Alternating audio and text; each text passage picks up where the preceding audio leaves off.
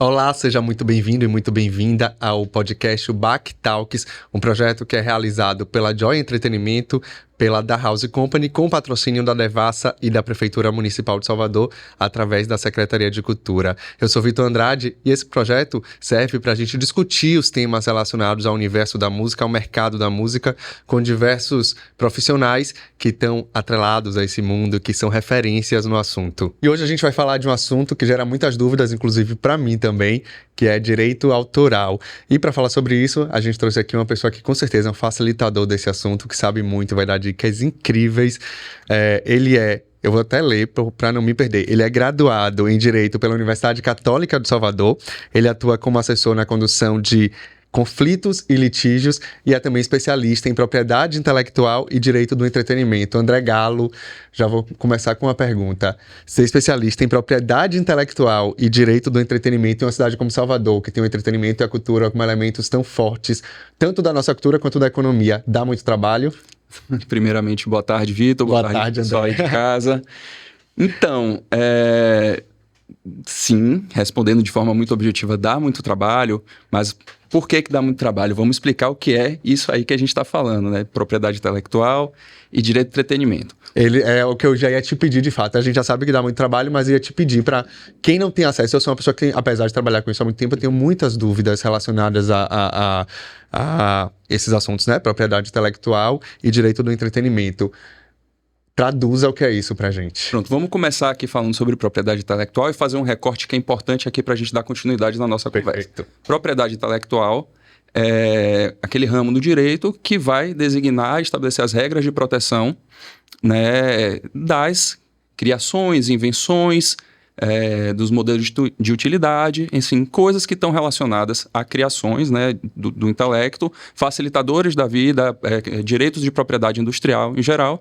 E aí vale a pena a gente fazer o nosso recorte, né, porque quando a gente fala de invenções, criações, modelos de utilidade e marcas e patentes, a gente está falando de um ramo que é mais voltado à propriedade industrial mesmo. Sim. Tá?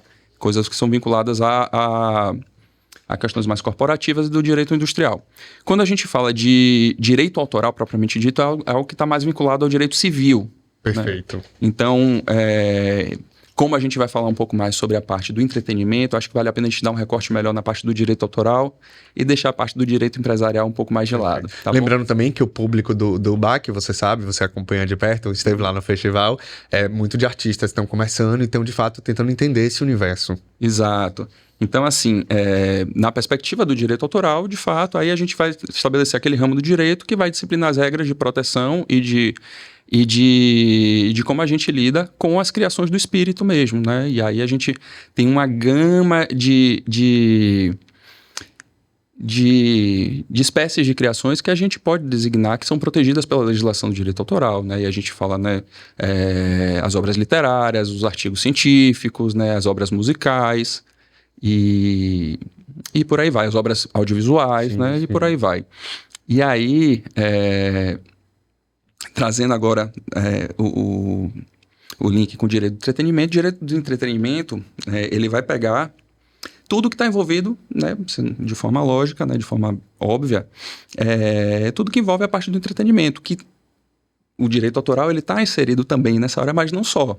Ali a gente vai tratar de questões envolvendo direito de imagem, de direitos personalíssimos, a gente vai tratar de relações com prestadores de serviço, né? Perfeito. Quais são as características específicas que a gente precisa ter em mente quando a gente vai contratar um prestador de serviço para um evento, para uma produção audiovisual, para um programa ao vivo, para um podcast. Imagino que os contratos tenham especificidades, né? Exato. Então a gente tem que sempre prever quem vai ser o titular do direito patrimonial decorrente de uma eventual criação de um fornecedor de uma obra audiovisual, de um programa de auditório, de um evento musical, de um festival, etc. Entendeu? São coisas assim que a gente tem que prestar atenção. Cronograma, quem estabelece, nível de capacitação, né? São alguns cuidados que a gente tem que ter na hora que a gente vai fazer uma contratação, porque é uma espécie de empreitada, né, que a gente vai fazendo. São projetos, são trabalhos por projetos, né? Então, aquilo ali precisa virar uma entrega satisfatória, seja para o produtor, seja para o patrocinador, né? Então, são coisas que a gente tem que estar sempre atento. Perfeito. Pensando nesse público, que são artistas que estão dando assim, os primeiros passos em uma carreira profissional, na profissionalização da sua carreira, na verdade, muitos já têm uma trajetória longa na arte, mas agora, ou a partir do BAC, ou a partir de outros projetos que eles estejam envolvidos, estão visando a profissionalização da sua carreira. Quais são os pontos que você acha que esses artistas têm que estar atentos, assim, sei lá, 3 ou 4 pontos que você acha, tipo, isso aqui é fundamental que vocês saibam? Pronto, focando agora na parte da orientação do artista, a primeira coisa que a gente fala para as pessoas que procuram a gente para a gente dar uma assessoria, para a gente ajudar na condução da sua carreira, assim, a primeira coisa cara, organização. Você precisa se organizar. Você precisa saber de onde é que vem o dinheiro da sua profissão que você escolheu. Você escolheu ser artista, você escolheu ser músico, você escolheu ser cantor. De onde é que vem o dinheiro? Né? Para você se organizar, não é aquela coisa mercadológica, que eu vou atrás... Não é sobre isso. É porque você escolheu isso como seu ganha-pão. Então você precisa saber como é que as coisas funcionam para poder operar nesse mercado. Não adianta você só ser o artista pela arte.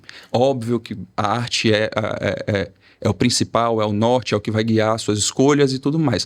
Mas se você não souber como é que funciona a burocracia por trás dos processos de circulação do dinheiro nesse mercado, você tende a ter dificuldade no seu crescimento, tá? Então, primeira coisa é a organização. E quais são essas fontes de receita? De onde é que vem o dinheiro, né? O dinheiro, ele está vinculado, via de regra, com prestações de serviço artístico, com transações envolvendo direitos, né, autorais ou conexos aos direitos autorais, é uma distinção que a gente pode fazer daqui a pouco, envolvendo também direitos personalíssimos, né, que, por exemplo, direito de imagem, direito ao uso do nome, pseudônimo, são direitos que são personalíssimos ao artista, né? Então, tudo isso compõe uma gama de atividades que é o que vai fazer a vida do artista ser rentável, a vida profissional do artista se tornar rentável. Então você precisa entender, se organizar, proteger esses direitos da forma adequada, né? E tomar escolhas baseadas em como fazer isso se tornar rentável dentro de uma carreira. E a gente está aqui para ajudar, né, da melhor forma possível. Perfeito.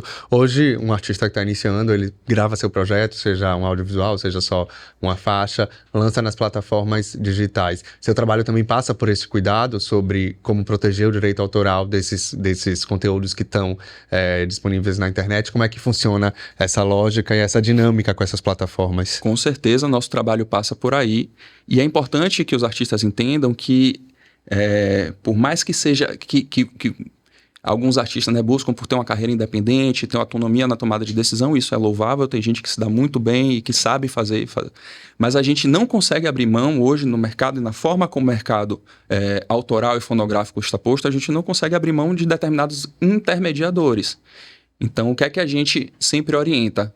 Que na relação com esses intermediadores, você tenha consciência do que está sendo proposto naqueles contratos, né, naquele que a gente fala do contrato de exclusividade artística, contrato de exclusividade autoral, contrato de edição. Aí é que está o pulo do gato, né? São nas negociações desses contratos que você vai ter um maior ou menor poder de decisão, uma maior ou menor rentabilidade em cima dos seus ativos intelectuais, entendeu? Então, a orientação que a gente dá para esses artistas a partir do momento que você for firmar acordos com intermediários, editoras, distribuidoras, selos, gravadoras, você esteja bem assessorado para poder fazer o melhor acordo possível dentro da sua realidade. Para alguns artistas, você abrir mão de sua autonomia para transferir essa autonomia para um terceiro, uma gravadora, pode ser interessante. Muitos artistas deram muito certo dessa forma, né? Tudo dentro de uma proposta, tudo dentro de um conceito alinhado, mas isso funciona. Tem artistas que, assim, e a gente já passaram pelo nosso escritório, artistas desses dois tipos, né? Tem artistas que realmente não conseguem abrir mão da autonomia do seu projeto artístico. A gente tem que respeitar e orientar ele que busque um formato de negócio para sua carreira que não perpasse por terceirizar determinadas decisões. Entendeu? Só que ele precisa saber disso antes de assinar o papel. Porque o que acontece muito é ele assinar um contrato sem entender exatamente o que está acontecendo ali. E na hora que ele precisa tomar uma decisão de condução de carreira, ele dá, como a gente chama, com os burros na água, né? Ele não conseguia efetivar uma decisão que ele quer. Por quê? Porque ele terceirizou essas decisões. Repito, tem artistas que funcionam muito bem dessa forma, terceirizando e ele participando de outras questões do processo. Tem artistas que não conseguem, entendeu? Então a gente tem que estar aqui, tem que entender a realidade, o perfil do artista para poder ajudar a direcionar ele da melhor forma possível. Tem artista que está em busca de recurso no mercado. Cara, eu preciso de uma grana para poder implementar um projeto. Pronto, como é que a gente faz para pegar essa grana? A gente busca um adiantamento de uma gravadora, de um selo, de uma distribuidora. O que é que a gente tem para apresentar? A gente ajuda ele também a formatar um projeto para apresentar para esses players, para poder fazer uma captação de recursos, para poder botar um projeto para frente, por exemplo. Entendeu? Sim, sim. Então, tudo perpassa por organização, entender quais direitos e quais são, como rentabilizar cada direito desse que está envolvido numa carreira artística e se entender como artista, entender o que é importante para mim. E a partir daí, com uma assessoria adequada, tomar as melhores decisões.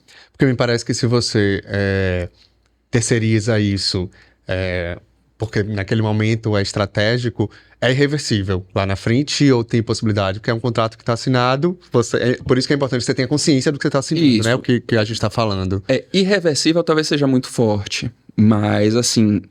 pode te colocar numa situação de conflito, pelo menos por um prazo determinado. Nesses contratos, é importante dizer que é uma questão técnica, esses contratos de gravadoras, de exclusividades com a editora, eles são os contratos que, por lei, eles não podem ter mais do que 5 anos de prazo de vigência. Quando a gente fala de direitos futuros, né? Quando a gente fala de um contrato de exclusividade para a edição de obras futuras, ele, por lei, não pode ter mais do que 5 anos. Um contrato com a gravadora que versa sobre direitos de interpretação, cessão de direitos de interpretação, que são direitos futuros, né? Que aquele direito sobre a interpretação não existe. Ele vai acontecer durante a vigência do contrato. Então, ele não pode ter mais do que 5 anos. Não vai ser algo eterno, mas durante 5 anos, e 5 anos, é importante frisar, 5 anos é um período muito estratégico dentro da carreira de um artista. Sem dúvida. O que acontece num período de 5 anos pode ser determinante para longevidade ou não de um projeto, entendeu? Então, pelo menos dentro desse período, você sim pode ficar submetido a situações que não são as ideais, né? A depender do seu contexto, a depender do seu perfil artístico. Tem caminhos para os artistas protegerem seus direitos autorais, supondo que ele não tem, por exemplo, a condição de contratar um escritório, um advogado, que na prática, assim, no dia a dia da sua obra, eu acho que isso passa, obviamente, pelo contrato, mas tem caminhos para, na hora dele ler esse contrato, estamos supondo aqui um cenário que ele não vai ter uma assessoria jurídica. Como é que ele consegue lidar com isso estando consciente do que está ali exposto e tomando essas decisões? Elas são, imagino que estratégicas a partir do que ele quer para a carreira. Isso. Mas tem alguma dica que você pode dar nesse sentido? Com certeza. Eu acho que antes de mais nada, antes até do que a assessoria, o mais importante de tudo é a credibilidade do parceiro que você vai escolher para estar junto com você na jornada. Isso é o mais importante. Então, referência de mercado, como ele lida com os autores ou com os artistas, se ele gera oportunidades, se ele traz coisas novas para você, se ele consegue, por exemplo, com um editor, ele consegue colocar a sua obra para gerar receita, ele consegue colocar a sua obra num audiovisual, ele consegue colocar a sua obra no catálogo de um artista que vai rentabilizar aquilo. Então, a primeira coisa que você tem que entender, antes de contratar uma assessoria jurídica, comercial ou qualquer do tipo, credibilidade, análise de mercado. Procura quem já teve relação com esses players, com essa gravadora, com esse selo, com essa editora e entende como é que ela funciona. Isso daí é o principal, a análise de mercado. Fora isso, é entender, porque o resto tudo é muito relativo. Você precisa entender muito bem o contexto que você está lidando para poder saber o que é bom e o que é ruim. Tem gente que funciona muito bem fazendo uma sessão definitiva das suas obras para uma editora. E a editora vai ali e trabalha muito bem aquilo e o compositor vive bem e as coisas funcionam. Às vezes não acontece. Então a gente precisa entender por que não aconteceu. Foi a editora, foi a gravadora que não fez o seu trabalho direito, ou foi o artista que gerou uma expectativa que não condizia com a realidade daquilo que estava sendo proposto, que estava sendo feito. Isso acontece muito. A gente tem um meio artístico, eu não digo só na Bahia, mas como no Brasil, em que, óbvio que tem situações desagradáveis que acontecem de ambos os lados, mas assim, um diagnóstico que a gente chega atuando no mercado mesmo, é que, assim, muitas vezes os artistas geram expectativas que, assim, são completamente descabidas daquilo que está sendo proposto dentro da relação contratual, entendeu? Então, por isso que eu digo, a informação, o conhecimento, a organização, tudo é chave para poder você se entender também como parte de um projeto de sucesso. Não adianta você querer terceirizar tudo para fazer acontecer. Ainda que seu contrato preveja que as decisões são tomadas por uma gravadora, por uma editora, etc. Se você não se entender como parte daquele processo, dentro do que está sendo proposto, a tendência é que as coisas não deem certo, né? É um time que se monta ali para poder fazer as coisas acontecerem. O artista é parte fundamental, determinante para isso acontecer também. Entendeu? Algum exemplo de perrengue, assim, que você possa citar, sem citar nomes, óbvio, mas que o artista possa se ligar, se você for por esse caminho, vai dar ruim. É isso, é sempre muito relativo, porque a gente tem casos de sucesso e de fracasso em praticamente todos os formatos, né? Mas é isso que eu digo, assim, a gente tem casos de artistas que fizeram contratos, né, de exclusividade, de sessões definitivas para gravadoras e que fez sem saber e que na hora que quis tomar uma decisão, por exemplo, de repertório. Quis tomar uma decisão de repertório do disco. E aí a gravadora falou, não é isso que a gente acredita para essa era. É um termo que está se usando muito no mercado. Para essa era da sua carreira. A era, assim, é um período que abrange o lançamento de um álbum e o pós ali, a turnê desse álbum e tal. É um termo que está sendo muito utilizado agora. Não, para essa era da sua carreira, essa faixa aqui não cabe nesse disco. E aí vira aquela queda de braço do artista com a gravadora para ver se as faixas vão entrar ou não vão entrar no disco. Aí ele liga...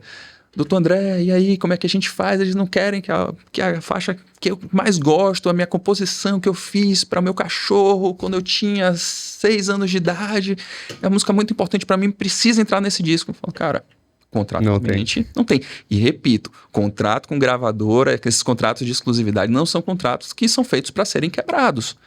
Quebrar um contrato desse é muito difícil, demanda uma situação muito atípica para você conseguir quebrar. Então, por isso que a gente reitera a necessidade de você cumprir todas essas etapas, de se organizar, de se entender como artista, para você fazer algo que você tenha clareza e consciência daquilo que você está fazendo. Caso contrário, você pode passar ali uns 5 anos tendo dificuldade na condução de sua carreira.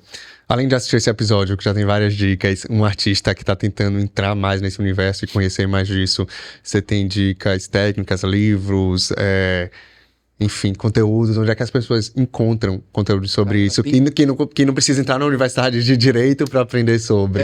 Até porque esse é um conteúdo que, academicamente, é um conteúdo que ele é um pouco enfadonho, apesar de eu amar.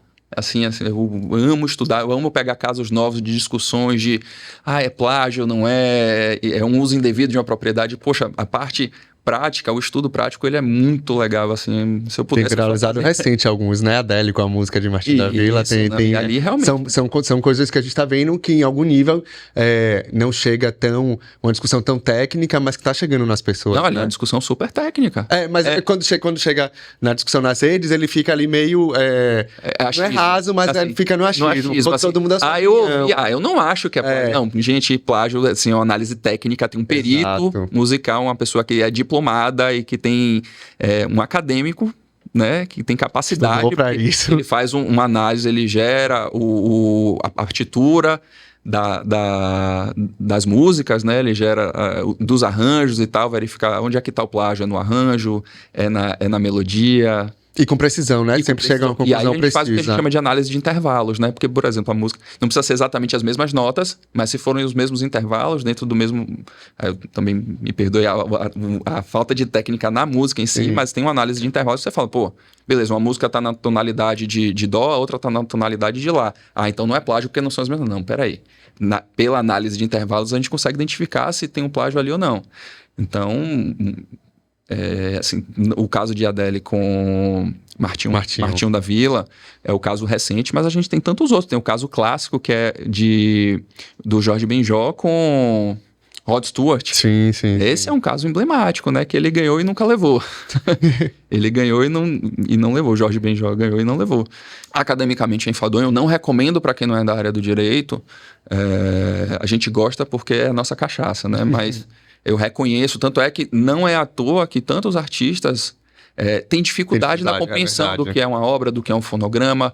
Por que a mesma legislação regulamenta os dois se são bens de direitos diferentes, entendeu? Então, o que a gente orienta são as leituras didáticas mesmo que as próprias plataformas disponibilizam. Eu gosto muito da plataforma da UBC, por exemplo. Eu não estou fazendo propaganda nem nada, cada um escolhe a sua associação que melhor se adequa, mas assim, o site da UBC é um site muito didático, ele tem muitas informações muito interessantes ali. Bastante interessantes, que podem ser extremamente úteis nas tomadas de decisão, entendeu? Onde mais que a gente pode achar? Tem alguns manuais, né? Algumas plataformas de distribuição também tem manuais, assim, coisas mais práticas, entendeu? Que é como tem que ser, atendendo o propósito deles. Então, eu acho que o caminho é por aí, né? O caminho é por aí. Tem podcasts interessantíssimos, convidados incríveis que estão disponíveis gratuitamente no YouTube. Não só esse que a gente está fazendo aqui agora. Esse principalmente. Esse aqui é o número 1. Mas, tem o do Clê, né? Lá de São Paulo, que, traz vários colegas de profissão, que leva vários colegas de profissão para entrevista. Debatendo sempre direitos autorais. Não só direitos autorais, mas também, por exemplo, recentemente levou a Fernanda da Warner Chappell, que é uma menina muito bacana, né? Levou o Thier, que é um cliente nosso lá do escritório, também para falar sobre mercado. Então, ele tem entrevistados que são mais técnicos, tem entrevistados que são mais técnicos do direito mesmo, né, que vão falar de forma mais técnica. Tem entrevistados que são do meio musical, que são de mercado, são players de mercado, que vão falar sobre outra perspectiva, e todas são válidas e importantes. Né? A sugestão que a gente dá é que consuma esses conteúdos de qualidade, né? Porque isso ajuda muito a tomada de decisão. Outro exemplo, as feiras, os congressos que tem, né? A gente tem o hábito de participar, né? Tem a Semana Internacional da Música, que acontece em São Paulo, que é muito bacana, é um pool. Lá tem vários painéis interessantes com pessoas muito qualificadas de mercado, cara. E aí de coração aberto mesmo, para poder aprender, para poder entender o que é que está sendo dito ali, para se atualizar das mudanças, né? Entender o que é que diferencia agora que o consumo da música, o consumo da arte é basicamente feito pelo meio digital. O que é que muda? Eu posso mudar meu contrato, eu posso reajustar termos de contratos que foram celebrados antes do advento dessas novas plataformas, eu não posso, o quanto eu posso mudar, o quanto eu não posso mudar, entendeu? Eu ia perguntar isso, traçando uma linha do tempo, da maneira como a gente consome música e como o direito autoral lida com isso, a partir dessa pulverização mesmo das plataformas digitais, ficou mais complicado lidar com isso? Ou você acha que cada tempo, cada era tem seu dificultador? E por outro lado, talvez até por isso, esse é um assunto que está mais na moda? Ou você acha que ainda precisa que as pessoas se debrucem mais sobre ele?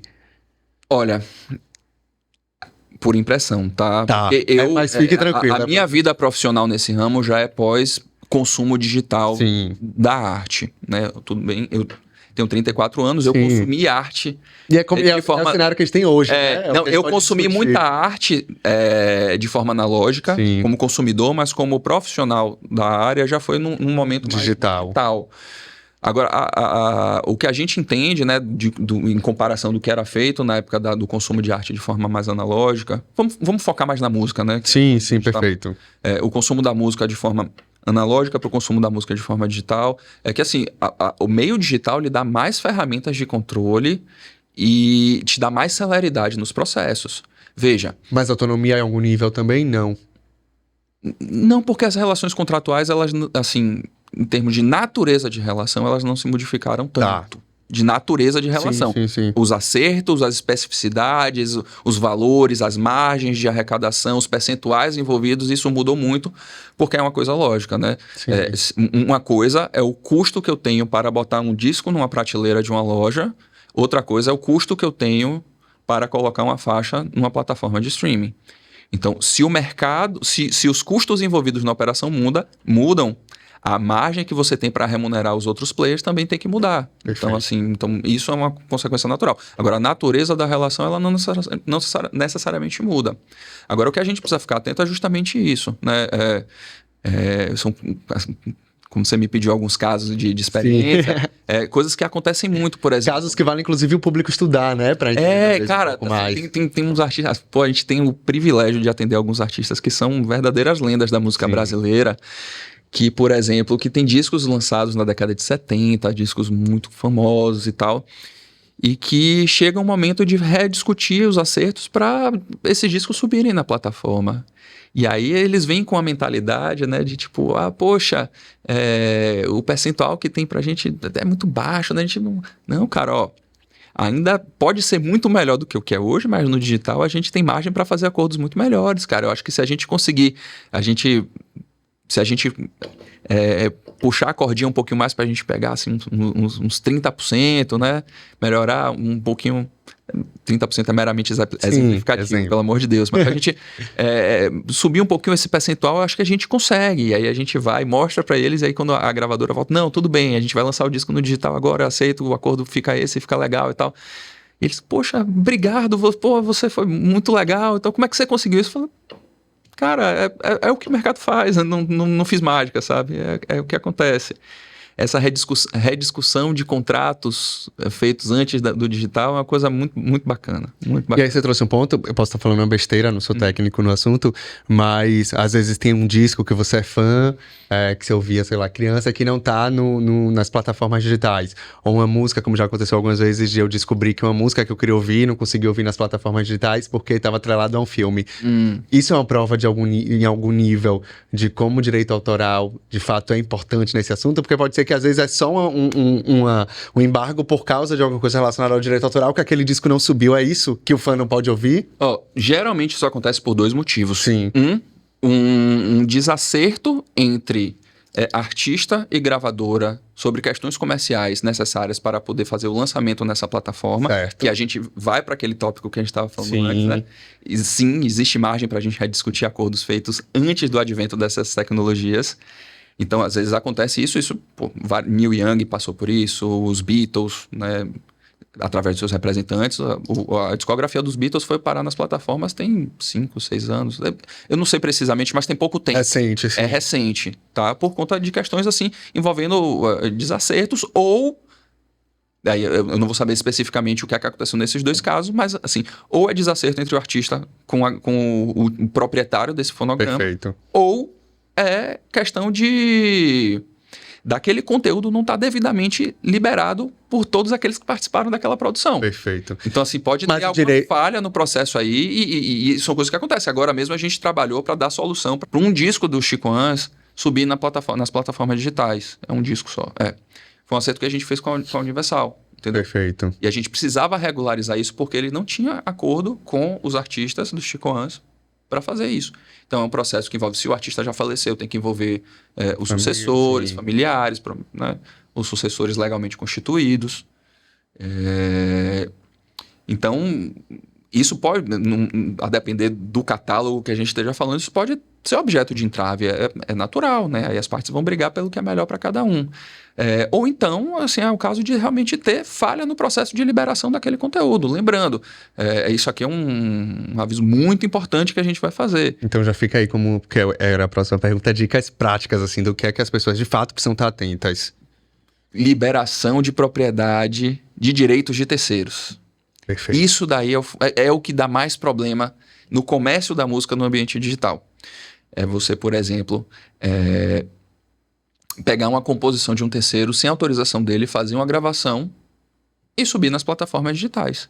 Perfeito. A exposição que você fica com... Primeiro que é errado.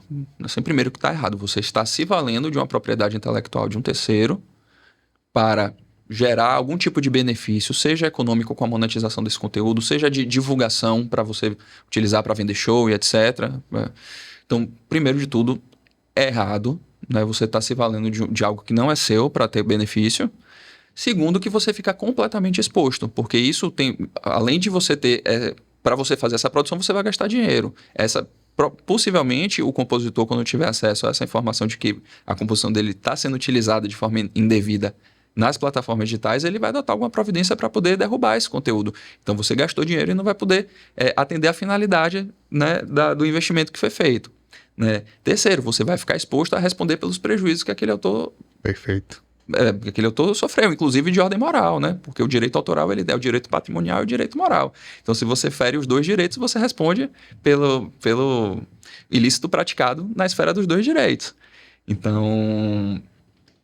E você, a depender do contexto, você pode até ter uma repercussão criminal no que está sendo feito. A pirataria, não sei se todo mundo lembra. Excelente lembrança. Se vocês lembram, mas assim, eu tenho isso muito forte, assim, porque boa parte da minha infância e adolescência era com campanhas anti-pirataria. Exatamente. Na TV, assim, de forma, assim, muito incisiva, né? Inclusive, assim, falando que você pode ir preso, pirataria é crime.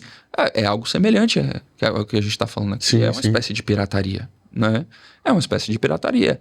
Então, é muito grave, né? Outra coisa, uma produção fonográfica, né, para você gerar aquela faixa que vai ser disponibilizada na plataforma digital, via de regra, você conta com participação de outras pessoas, seja um co-intérprete, seja uma pessoa que participou ali fazendo um arranjo, fazendo um beat, gravando uma guitarra, gravando um teclado. Todas essas participações desses terceiros aí na sua produção envolvem direitos dessas pessoas, seja um direito de execução musical ali, da pessoa que gravou uma guitarra, uma bateria, um baixo, que fez um backing vocal, seja propriamente o direito autoral de uma pessoa que fez um arranjo, fez um riff de guitarra, fez uma coisa assim.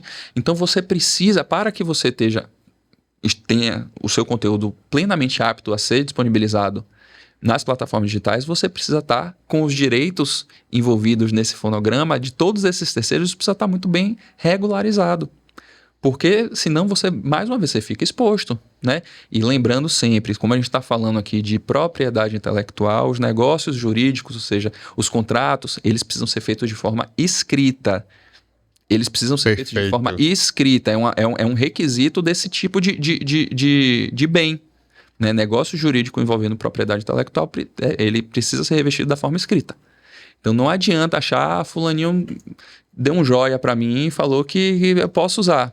Cara, se lá na frente fulaninho mudar de ideia, você fica exposto, entendeu? Perfeito. Então, preto no branco, cara, o contrato, nem que seja um documento, uma carta. Lido e entendido do que tá, quais são as cláusulas ali expostas, exato, né? Para que não te dê margem depois para pensei que era isso e não era. Isso, e obviamente a gente tem níveis de complexidade nesses contratos, que a gente pode fazer contratos documentados de uma página, uma carta. Mas exemplo, que é um registro, Mas né? Que é um registro, entendeu? Ele precisa ser por escrito, é uma formalidade que a legislação exige. Então, assim, a gente pode fazer uma autorização de uso de um direito conexo, a gente pode fazer uma cessão definitiva de um direito conexo através de uma carta de cessão, de uma página. Assim, óbvio que o contexto vai determinar o grau de complexidade daquilo que você vai utilizar, né? Mas, assim, não é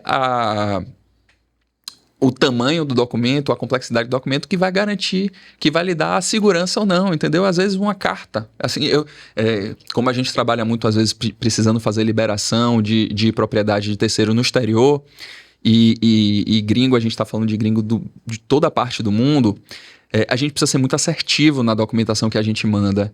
Então, qual foi a estratégia que a gente adotou lá no escritório quando a gente vai fazer isso? O mais simples possível. Cara, eu basicamente faço uma carta de 1 ou 2 páginas.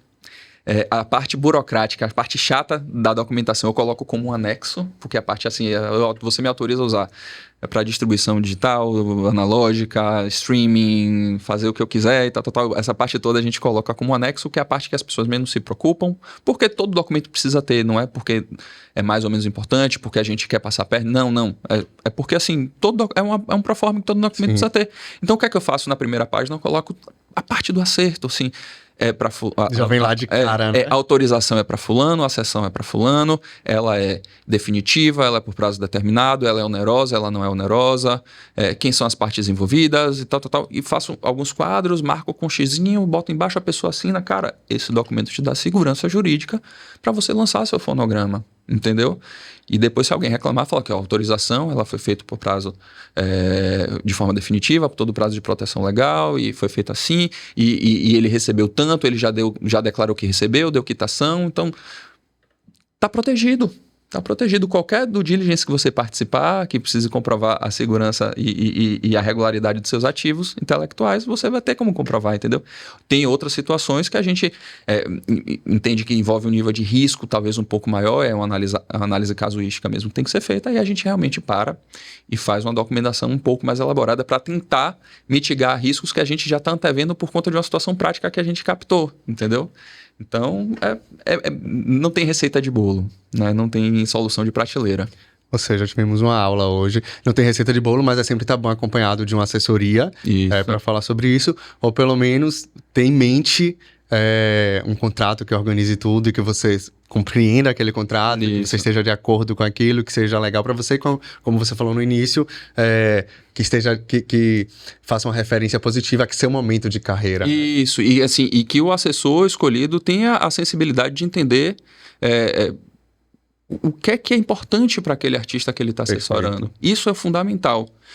Trazendo o caso de escritório de novo, assim, a gente pegou foi contratado para analisar um contrato de uma gravadora de um artista que chegou para a gente.